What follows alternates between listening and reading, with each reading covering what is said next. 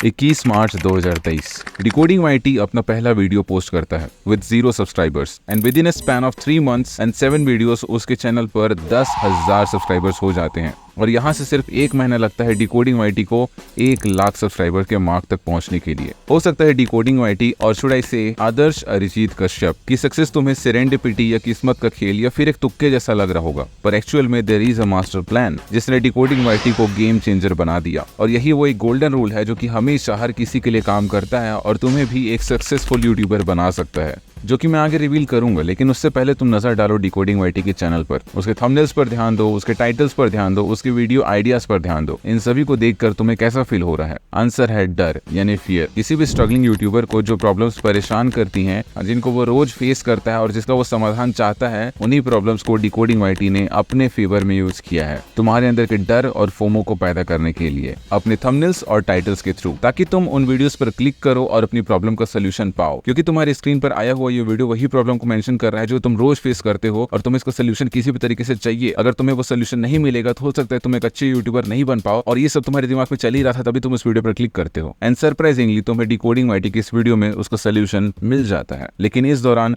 तुम एक चीज नोटिस नहीं करोगे, और वो है डिकोडिंग वाईटी की एडिटिंग। डिकोडिंग वाईटी के वीडियोस उतने प्लश या फिर उसकी एडिटिंग स्टाइल उतनी सोफिस्टिकेटेड नहीं लगती है जिससे एक बिगिनर वाली वाइब आती है, या फिर कहूं तो एक प्लेयर वाली वाइब आती है जो कि बहुत कुछ सीख रहा है अपनी जर्नी के थ्रू। वहीं पर अगर आप बाकी क्रिएटर जैसे कि एल्ग्रो को देखें तो वो एक मास्टर वाली वाइब देते हैं, जिन्हें बहुत कुछ आता है और उसे वो शो भी करते हैं अपनी एडिटिंग स्टाइल के थ्रू। एंड साइकोलॉजिकली लोगों को प्लेयर से सीखने में ज्यादा मजा आता है कंपेयर टू अ कोच। मान लो अगर तुम्हें कल मौका मिले विराट कोहली या रवि शास्त्री से कुछ सीखने का, तो मोस्ट प्रोबेबली तुम विराट कोहली से सीखना ज्यादा प्रेफर करोगे, क्योंकि सामने वाले की जो लेगेसी है वही उसकी नॉलेज और एक्सपीरियंस का सबूत है, और तुम्हें बनना भी तो कोहली है ना। और ऐसा ही कुछ परसेप्शन डिकोडिंग वाईटी भी अपने चैनल के थ्रू बनाने की कोशिश कर रहा है। अगर आप डिकोडिंग वाईटी के चैनल को और उसके वीडियोस को स्टडी करोगे तो आपको समझ आएगा कि एक्चुअल में वो बस अपनी जर्नी को ही एक्सप्लेन कर रहा है कि उसने वो सब चीज कैसे अचीव किया। मतलब हो सकता है डिकोडिंग वाईटी के पास वो सारी इन्फॉर्मेशन पहले से ही है जो अपनी वीडियोस में बांट रहा है, लेकिन उसने उसे ऐसे प्लान किया, एक ऐसा मास्टर प्लान बनाया कि उसकी जो पहली अपलोड की गई वीडियो है वो दूसरी वीडियो के लिए सबूत बन जाता है।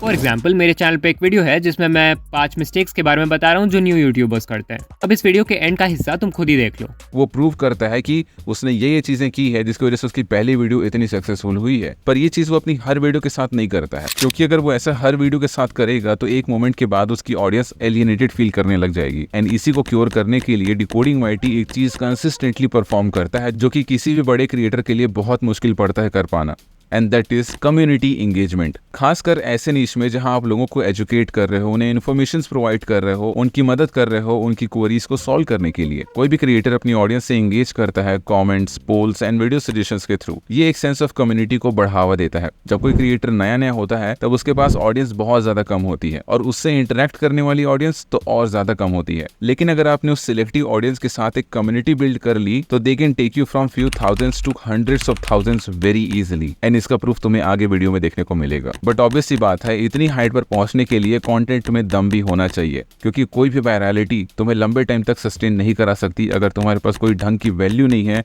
ऑडियंस को देने के लिए। और यहीं पर डिकोडिंग वाईटी का वो अनफेयर एडवांटेज उभर कर आता है। तुम्हें डिकोडिंग वाईटी की डेप्थ ऑफ नॉलेज का अंदाजा उसकी वीडियो टॉपिक सिलेक्शन और रिप्रेजेंटेशन से ही लग जाएगा। और जब तुम उन वीडियोस पर क्लिक करते हो, उन्हें कंज्यूम करते हो, तो तुम्हें मिलता है pure gold mine of knowledge. चाहता तो डिकोडिंग जिस तरह के टॉपिक्स को चूज करता है उस हिसाब से भारी भारी शब्द और जार्गन्स तुम्हें इंप्रेस करने के लिए फेंक सकता है, पर वो ऐसा ना करके अपने ऑडियंस को समझाने और उन्हें रियल वैल्यू देने पे ज्यादा फोकस करता है, क्योंकि डिकोडिंग वाईटी को पता है उसकी ऑडियंस कहाँ से है और कौन है। डिकोडिंग वाईटी शुरू से जिनकी ऑडियंस को अपनी तरफ अट्रैक्ट किया है ट्रेंड जैकिंग नामक परंपरा के थ्रू, जैसे मनोज दे, मिस्टर मीको या एल्ग्रो, उनकी ऑडियंस कोई बहुत ज्यादा पॉश लोकेशन से नहीं आती है। मेजॉरिटी ऑडियंस के पास यूट्यूबर बनने के लिए बेयर मिनिमम फैसिलिटी जो चाहिए होती है, यानी कि एक स्मार्टफोन, वही है। और ये अवेयरनेस अपनी ऑडियंस को लेकर डिकोडिंग वाईटी के इंटेलिजेंस को शो करता है, जिसका प्रूफ है ये वीडियो जिस पर 1.8 मिलियन व्यूज आ रखे हैं। अब यहाँ इंटेलिजेंस शब्द का इस्तेमाल कर देने का ये मतलब नहीं है कि डिकोडिंग वाईटी कोई भगवान है। उसने बस एक सिंपल और इफेक्टिव चीज का इस्तेमाल किया जो बड़े बड़े क्रिएटर नहीं कर पाते हैं बिकॉज ऑफ द स्केल।